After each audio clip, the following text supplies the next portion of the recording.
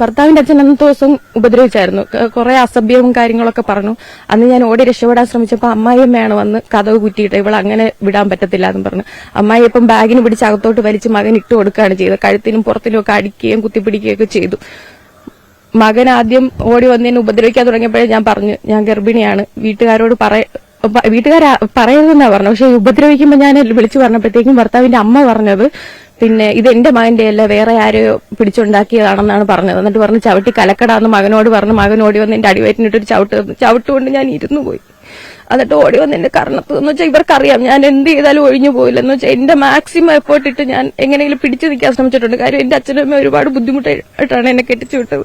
അപ്പൊ അവരുടെ എന്റെ ഒരു അനിയൻ നഷ്ടപ്പെട്ടു പോയതാണ്. അപ്പൊ ഇനി എന്റെ ജീവിതം കൊണ്ട് അവർക്കൊരു ബുദ്ധിമുട്ടുണ്ടായിരുന്നു വെച്ചാൽ ഞാൻ മാക്സിമം എഫേർട്ട് ഇട്ട് പിടിച്ചു നിൽക്കാൻ ശ്രമിച്ചിട്ടുണ്ട്.